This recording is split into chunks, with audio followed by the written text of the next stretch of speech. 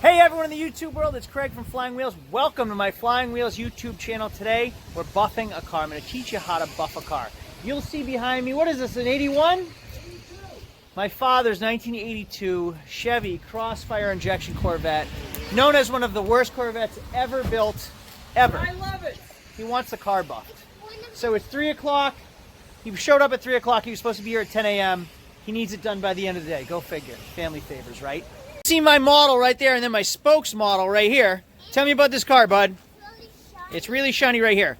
So we're going to buff this car. Now, I don't know if it's original paint or not, but you can see on the hood how foggy it was, how cloudy it is, and going up this fender, how dull it is. German right here is the one going to be buffing it. He's the one with the skills. I just talk a lot. He's the one that actually has the skill. Not only is German skilled labor, he is a skilled salesman. Go ahead and show me what the shiny side is. You'll see right here, the shiny fender. Well, my father came by for an inspection the other day with the dull Corvette. German took his buffer and buffed this fender to show my father what it's going to look like finished. So now we have it at the shop today, and we're going to buff the car back to life. The problem is some of it's spray painted. I don't know what's spray painted and what's not, so we'll see what comes off. Inside how it looks like. Yeah, this is the inside of the car.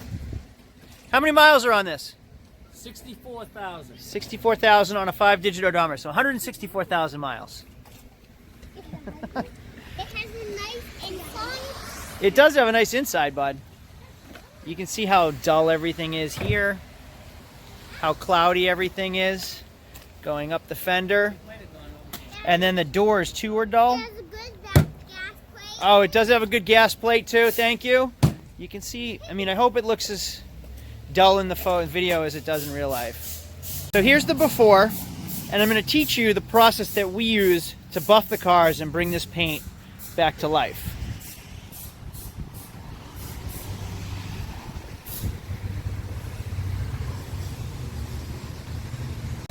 So we're going to pull it in, and I put that blue tape line down so you can see the before and after from one side to the other. And now that it's in here, you can really see what it looks like and how faded it is. A lot of that you see right there is spray paint too. Somebody took spray paint to it. Buffing it will most likely get rid of all that spray paint right there. But here's what this section looked like. This is what German sold the job on, that fender right there. It originally looked like that. Now it looks like that. Hopefully the whole car looks like that when we're finished.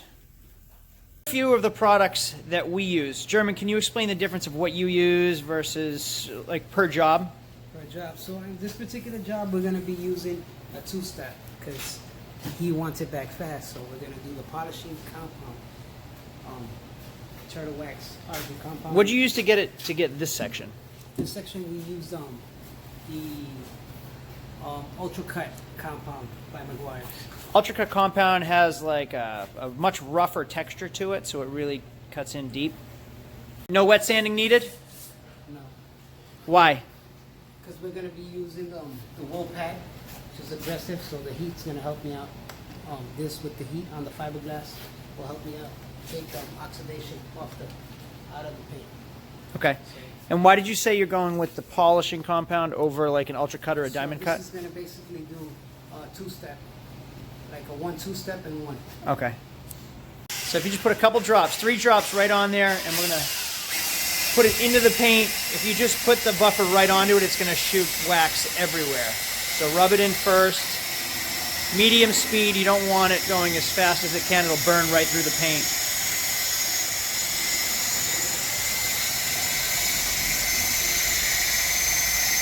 I notice you're using the edge of the polisher. Is that okay, or should you try to keep a flat edge? I mean, for new guys, try to keep it flat. I already know what I'm doing, so I use the edges Okay. for more heat. For more heat. Here's section 1 with a coat of wax applied. Whoa.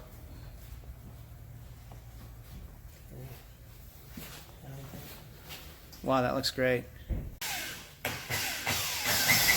So you'll see how he spreads the wax prior to just turning the buffer on.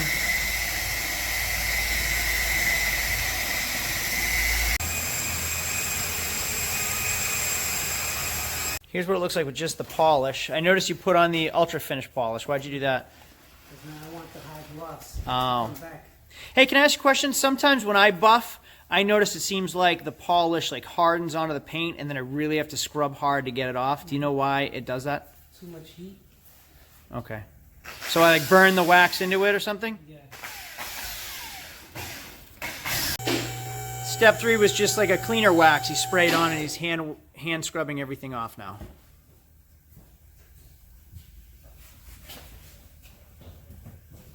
Did you tell me? So you can hear what he's scrubbing. Wipe down where you just buffed. Quiet, smooth. And that's where there's dullness, overspray, particulate, whatever. What are you doing right now? Cleaning my pad off. Cleaning the pad with just the scraper. Section, what are you using for polish now? So I wanted the Like a rubbing compound? compound, yeah. Just because Like a cut? There's a more like overspray on here. Yeah.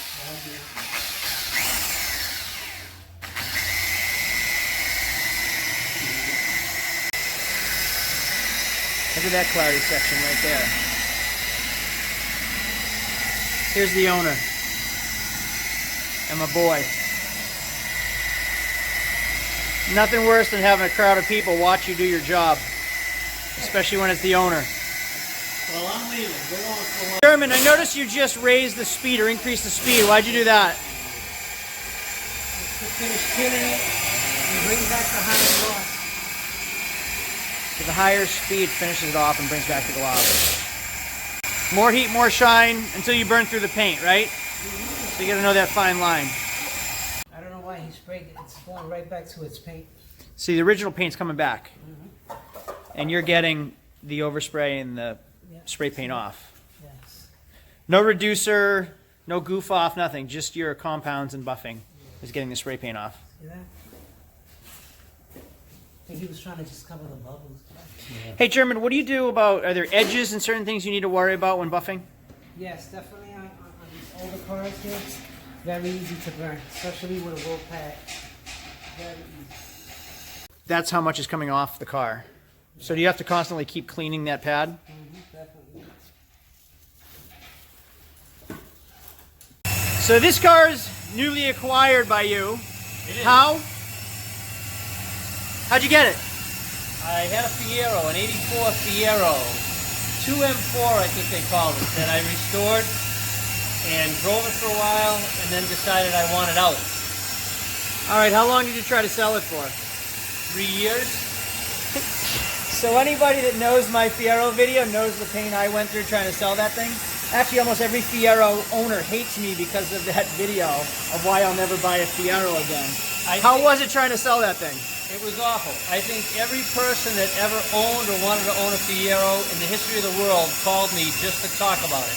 Not to buy it, just to talk about it. Same problem I had.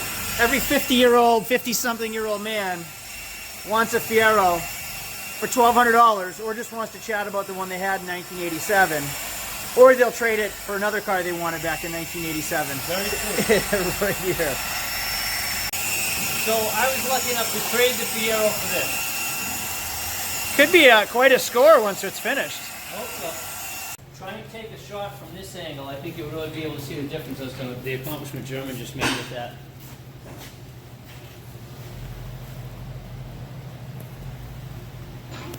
That door's going to come back. Here's the body line too. You can see how dull everything is. Look at the difference on the two sides.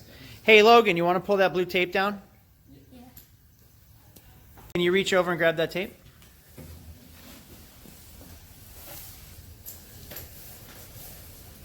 Wow.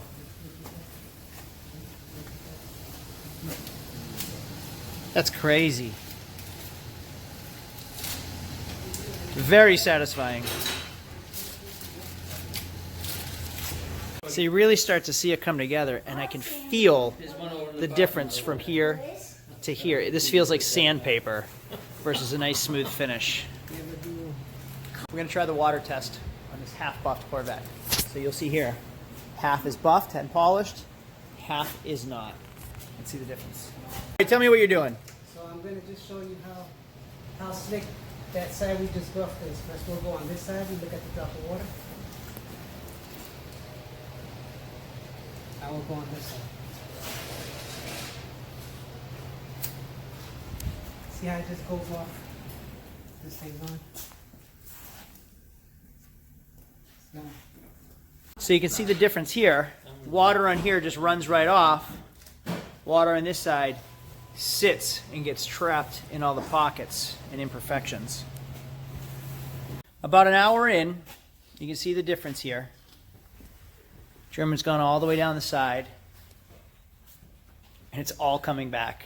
Obviously there are imperfections, but the paint's coming right back. Okay, I'm taking off to go run some more errands, do some more work. This is what this door looks like as I'm leaving. Hood, quarter. We'll see when I get back. It actually looks better on video. It's not even doing it justice how bad it really is. 2 hours later. All right, elapsed time. It's been like 3 hours that German's been at the shop taking care of this. Let's see his progress and see what it looks like. It already looks amazing from here. Wow. So we're like 3/4 of the way finished. This fender looks like it's left. Look at how it's come back. So this is why somebody spray painted the Corvette, because there's some fading here and here. They took a can of spray paint. Never spray paint your car. Oh my goodness, look at this. Look at these body lines. And the trunk. You saw the trunk before. All right, one more thing. Check out these wheels. This is what the wheels look like when they came in. This is what they look like leaving. Do you want to give away your secrets? No. No? For another video. We'll save it for another video. Look at how nice that wheel came out. Quarter panel. So now we have left the door and the rest of that fender. And what German showed me was his buffer is just, his pad is destroyed. And this is how the paint's coming off. Like you can take it off with your finger. He even polished the chrome tinted T-tops. Anything else anybody needs to know about buffing, when buffing, things they should know before we get going? Just be easy with the heat. Don't burn through your paint. Don't burn through. You can burn right through your clear coat too. And on single stages, something like this, you'll take the paint right off with your buffer, so be careful.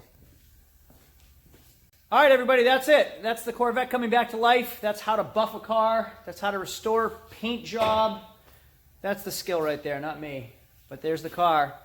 All for family. Hope he likes it when we're finished. Adios, everybody. Make sure to subscribe for more car tips and tricks. I'll see you later. Adios.